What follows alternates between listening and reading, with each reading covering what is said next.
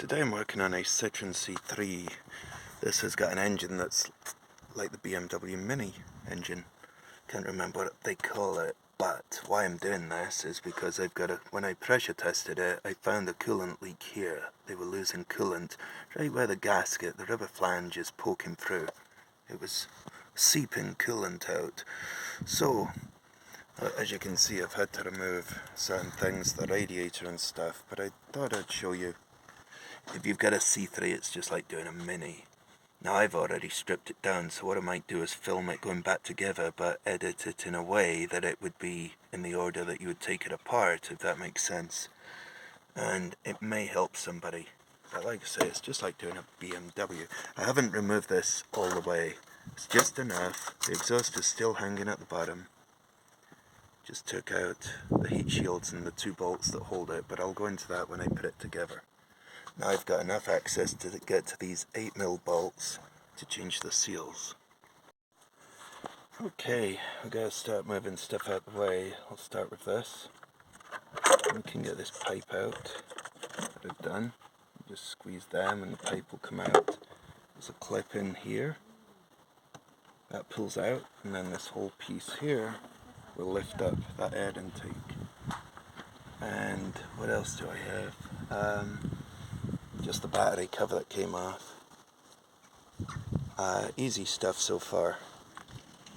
After you've removed this cover that just pulls up, you can get to these plugs, and you just basically press with your thumb or something, a little tap down and then lever the white bit up, and you start from the end and work this way. Might be best to disconnect both leads. Disconnect this one because it's easy, right? But if you touch the case of this that's grounded, are we going to make a circuit? Yes, because it'll go from the battery through here and find a ground inside the wiring back to there. So you want to make sure when you lift this up, because this just pulls out, pulls up, comes out the way. You have to take that out the way to be able to swing the battery out the way. It's not enough clearance. The battery will just come out with that. And then it pivots up and comes out this way, so you take this out first. But definitely try and remove both battery connectors, terminals, and then you'll be fine. So then this one will go on to here.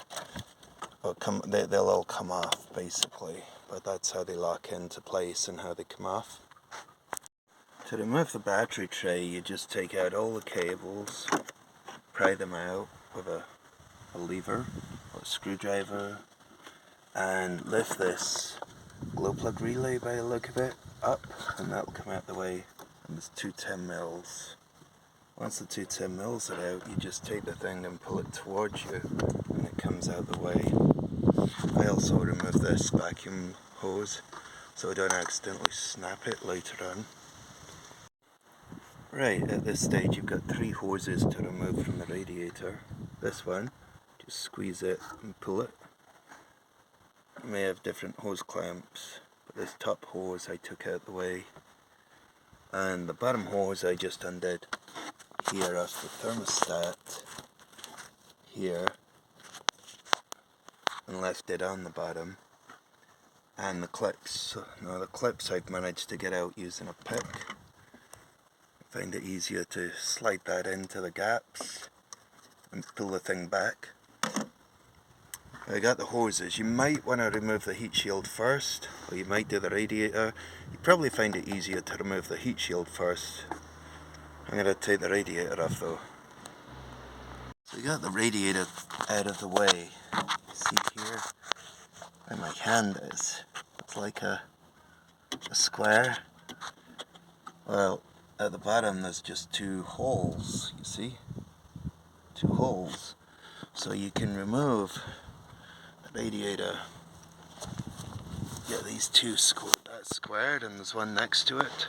They just lock in, and by squeezing these with 2 screwdrivers, and you pivot them together, you squeeze them together, then the radiator can slide forward like that. It slides forwards, and you can lift it up out of the bottom holes that I've shown you. and lift the radiator out, you've got 1, 2, 3 electrical connectors. I left the bottom hose on and I just took the top one off to make it a bit easier. So that's where I am now. I've removed this, but it was easier to show you like this. What you had to do, you just squeeze these together right there. Top pulls forwards and the whole lot comes out of that slot. Next we've got this bracket here that's held on with a 10mm bolt. Don't know if you can see it right there. And get all those wires out the way so that we can get this oxygen sensor out of the cat. So that's the next thing, remove the 10 and get those wires out the way. So next, as you can see, I've removed the oxygen sensor. Now you do need a deep socket type for this because of where it fits in the hole, right down there through the heat shield, and you need to remove this to get the heat shield off. So you're going to need a deep 22mm with a slit in it to remove this.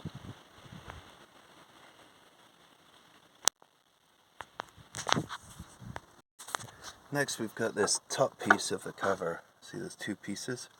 The top piece, I've got the bolts loose to help you see them. 1, 2, 3, and down here, kind of in line with them, 4, 5, 6. They obviously need to come out and the top cover comes off.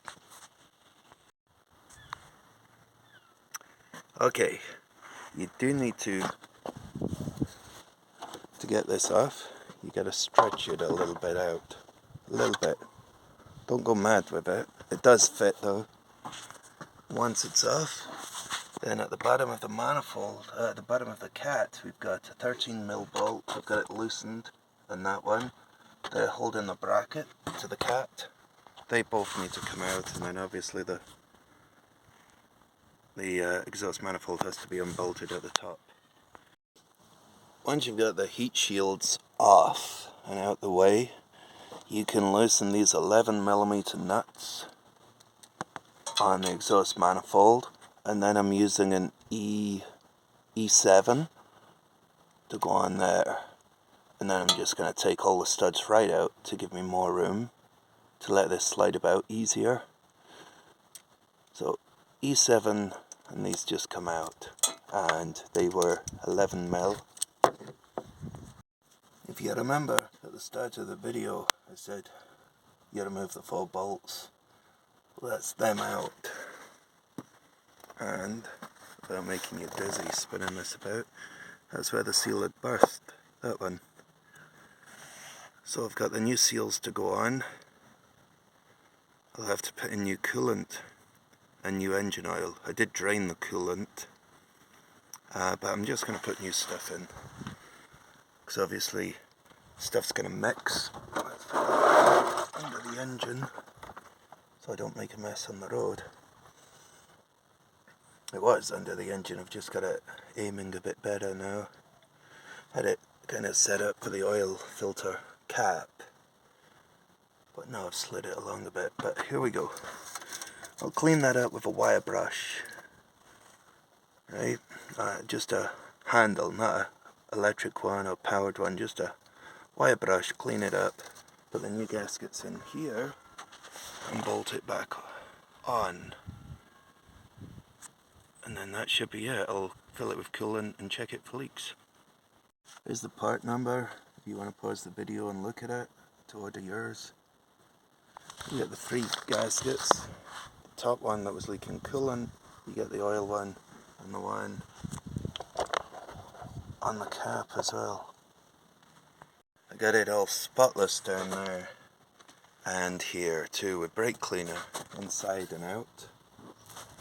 But I decided, as you can see, to put some red rubber grease on there. I just felt better, such a big job, I didn't want any leaks, so I'm going to put it on with the grease. Same as you'd lube up an oil filter, I suppose. You wouldn't want to put it on dry. To bleed the coolant, obviously you've got to put coolant in it, and then you've got this bit in here that the screwdriver's on, right there, and there's one at the back on those two hoses. You probably can't see it, but there's one right there where the heater matrix, the two hoses, there's one there, has a cap on it, looks like a tire valve. Yeah, you just take that off. Fill it with coolant.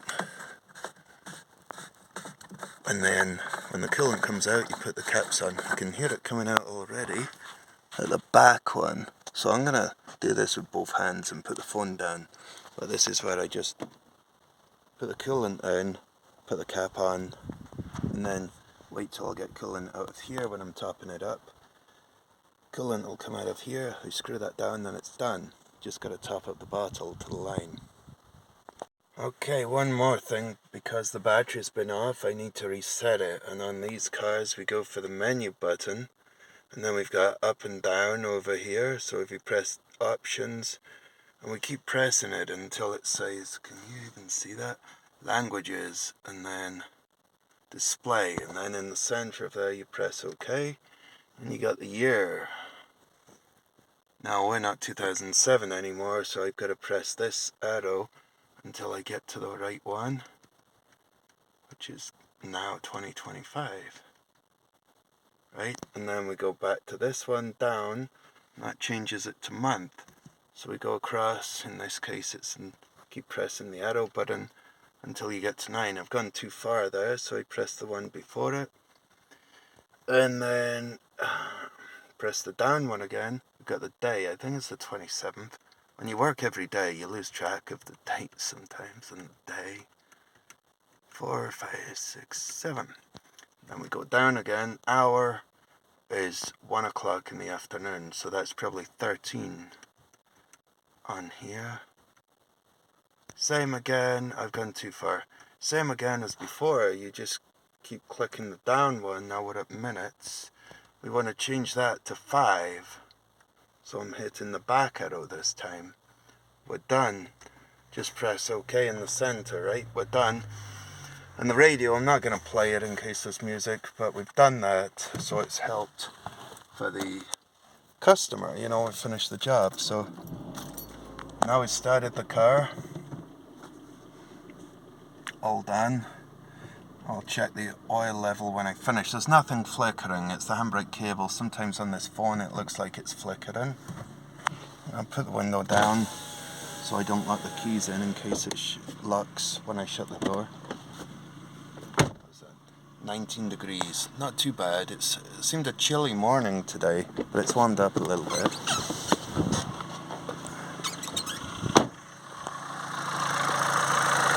I'll leave the top off and let it bleed a little bit more or circulate. We've got all the air out up to those levels that I showed you before. So I may need to top it off a little bit now that it's pumping. Hopefully this has been helpful to anybody or somebody. Thanks for watching.